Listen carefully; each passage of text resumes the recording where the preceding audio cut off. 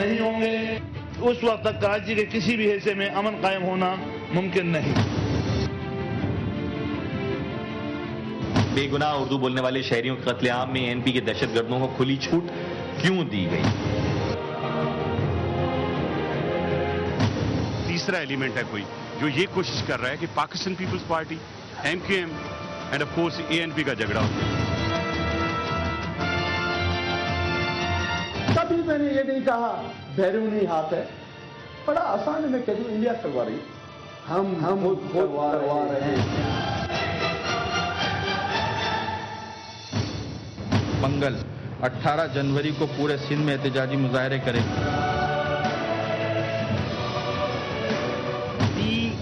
Weaponisation of Pakistan act 2011 جمع کرایا ہے۔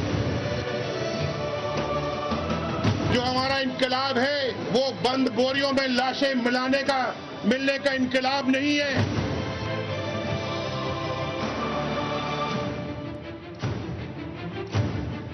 ٹارگٹ کلنگ بھی ہم خود کراتے ہیں اور اس کے ذمہ دار آپ سب لوگ۔ ناظرین، کراچی شہر ایک بار پھر جل رہا ہے۔ پاکستان کا یہ سب سے بڑا شہر، کم و بیش بھی 1.5 کروڑ آبادی کا مسکن، گزشتہ ایک ہفتے سے خوف و ہراس اور دہشت کی ایک لہر کی زد میں ہے۔ ایک انتہائی محتاط اندازے سے گزشتہ ایک ہفتے میں کم و بیش بھی 50 سے زیادہ جانیں جو ہیں وہ ضائع ہو چکی ہیں۔ اس ساری صورتحال کی جو سب سے بڑی ستم ظریفی ہے وہ یہ ہے کہ تینوں بڑی سیاسی جماعتیں یعنی پاکستان پیپلز پارٹی، متحدہ قومی موومنٹ اور عوامی نیشنل پارٹی ANP جو اس شہر کی دعوے دار ہیں، وہ تینوں حلیف ہیں، وہ تینوں الائز ہیں۔ اس کے باوجود دہشت گردی کی اس صورتحال پہ قابو پانے میں یکسر ناکام نظر آتی ہیں۔ رحمان ملک صاحب کہتے ہیں، پاکستان کے وزیر داخلہ انٹیریئر منسٹر رحمان ملک صاحب آج یہ کہتے ہیں کہ یہاں ایک تیسرا ہاتھ، ایک تیسرا ایلیمنٹ انوالو ہے جو ان تینوں جماعتوں کے اتحاد کے خلاف یہاں وائلنس کروا رہا ہے۔ حقیقت کیا ہے؟ یہ وہ موجودہ صورتحال ہے ناظرین جس میں آج متحدہ قومی موومنٹ نے پاکستان کی نیشنل اسمبلی پارلیمنٹ میں پاکستان ڈی ویپنائزیشن بل 2011 بھی داخل کروایا ہے۔ کیا یہ ڈی ویپنائزیشن بل کراچی اور ملک کی صورتحال کا کوئی حل ہو سکے گا؟ اس سوال کے سمیت جتنے بھی دیگر اس صنعتی سوالات ہیں ان کے ساتھ ہم آج بحث کریں گے۔ میرے ساتھ اسٹوڈیوز میں تشریف رکھتے ہیں متحدہ قومی موومنٹ کے مرکزی رہنما جناب حیدر عباس رضوی صاحب۔ ناظرین، مجھے کراچی سے جوائن کر سکیں گے اس پروگرام میں پاکستان پیپلز پارٹی سندھ کے سابقہ صدر اور سندھ اسمبلی کے اسپیکر جناب نثار کھورو صاحب، مجھے کراچی سے ہی جوائن کر سکیں گے سنی تحریک کے سربراہ جناب ثروت اعجاز قادری صاحب، اور راولپنڈی سے وایا سیٹلائٹ مجھے جوائن کر سکیں گے عوامی نیشنل پارٹی کے مرکزی ترجمان جناب زاہد خان صاحب۔ لیکن اسٹوڈیو سے میں گفتگو کا آغاز کرتا ہوں حیدر عباس رضوی صاحب سے۔ حیدر صاحب، یہ سوال بار بار ذہنوں میں آپ دیکھ رہے ہیں اٹھ رہا ہے کہ تین جماعتیں، اور خاص کر کے جبکہ آپ کا اور پیپلز پارٹی کا دوبارہ سے ایک سمجھوتا ہوتا ہے، آپ لوگ دوبارہ آ کے حکومت کے بینچز میں بیٹھنے کا فیصلہ کرتے ہیں پہلے ہفتے میں جنوری، اور اس کے بعد کراچی شہر میں یہ مار دھاڑ شروع ہوتی ہے، اور جیسے کہ میں نے آپ کو کہا کہ کم از کم 50 جانیں جو ہیں ضائع ہو چکی ہیں، اور گزشتہ سال جو 2010 ہے اس کا اگر میں آپ کو فگر بتاؤں کہ 1233 جانیں جو ہیں وہ کراچی میں ضائع ہو چکی ہیں۔ کیا وجہ ہے کہ یہ تینوں جماعتیں آپ کی جو مل کے ہیں اس صورتحال پہ قابو پانے میں اکثر ناکام ہیں؟ شکریہ ڈاکٹر صاحب۔ دیکھیے، ہمیں چیزوں کو ریئلسٹک ویوز میں انالائز کرنا چاہیے۔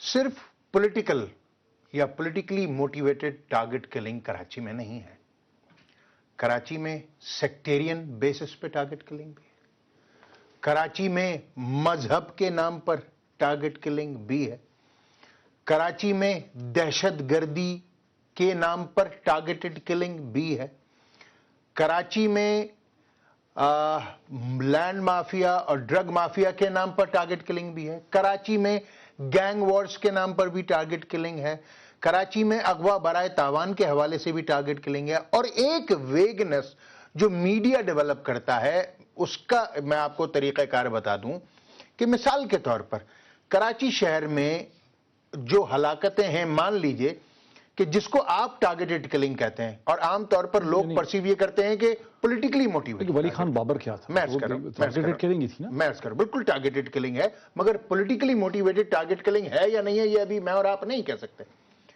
خبر یہ چلتی ہے کراچی میں ٹارگیٹڈ کلنگ کے واقعات مرنے والوں کی تعداد 10 ہو گئی. اب 10 میں چاہے وہ 2 روڈ ایکسیڈنٹس میں گئے جاں بحق ہوئے ہوں, چاہے ایک ذاتی دشمنی کے نتیجے میں قتل ہوا ہو, چاہے ایک کا کوئی پیسے کے لین دین کا ایشو ہو, مگر میڈیا جب اس کو ٹکر چلاتا ہے, کراچی میں ٹارگٹ کلنگ کے واقعات, ہلاک ہونے والوں کی تعداد 10 ہو گئی. ایک تو یہ سینسٹائزیشن کا عمل ہے جس کو تھوڑا سا کنٹرول ہو جانا چاہیے. ایک بات لیکن اس میں تو آپ کہہ رہے ہیں کہ بنیادی طور پر یہ فگر درست نہیں ہے. آپ کہہ رہے ہیں کہ 2010 میں یہ 1233 نہیں ہوں گے, یہ ہو سکتا ہے 800 ہو گئے, ہو سکتا ہے ایک تو یہ. لیکن جو بنیادی سوال ہے, بنیادی سوال یہ ہے کہ خواہ اس میں ڈرگ مافیا انوالو ہو یا لینڈ مافیا انوالو ہو یا یہ سیکٹیرین ہو یا مذہبی نوعیت کی ہو, اس شہر کی ذمہ داری تو آپ تینوں جماعتوں نے مل کے اٹھائی ہے. آپ نے سب سے بڑے جو سٹیک ہولڈر شہر میں آپ ہیں. اگر پروونشل سیٹیں شہر کی دیکھی جائیں 40-42 تو اس میں سے 25-26 تو آپ ہی کی ہیں, ٹھیک ہے, اس میں سے 7 پیپلز پارٹی کی ہیں, 2 ANP کی ہیں, تو ذمہ دار تو آپ ہی ہوئے نا, چاہے کچھ بھی ہو. بالکل ٹھیک ہے. دیکھیے اس کے اوپر 2 راستے ہیں. آپ یا تو ایک ایک کر کے ان تمام قسم کی ٹارگٹ کلنگز کو دیکھیں یا ان ٹوٹالٹی دیکھیں. اگر آپ پولیٹیکلی موٹیویٹڈ ٹارگٹ کلنگز کو دیکھیں تو بات سمجھ میں آتی ہے.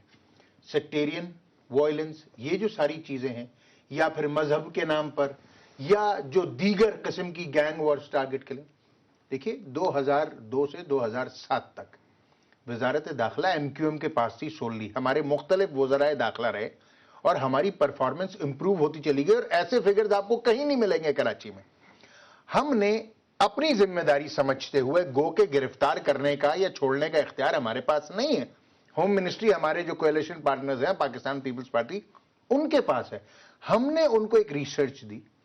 ہم نے یہ کہا کہ جناب یہ وہ, کیونکہ ہمارا پچھلا 5 سال کا تجربہ بھی ہے اور کامیاب تجربہ بھی ہے, اس کی بنیاد پر ہم نے ایک فگر دیا, ان کو نام دیے, لسٹ دی باقاعدہ 200 سے زیادہ لوگوں کی, کہ جو مختلف ملٹی ڈائمینشنل جو ٹارگیٹڈ کلنگز ہیں اس میں انوالوڈ ہیں. ہم نے کہا آپ ان لوگوں کو ذرا لوپ میں لیں.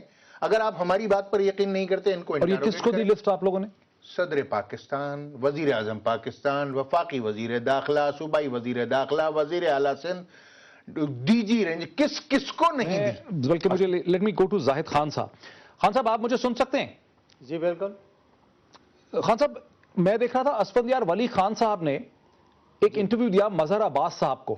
اچھا. اور اس انٹرویو میں انہوں نے کہا کہ متحدہ قومی موومنٹ کو ہماری سیاسی حقیقت کو تسلیم ہی کرنا پڑے گا.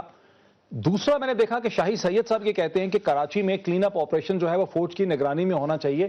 وضاحت کریں گے دونوں چیزوں کی آپ؟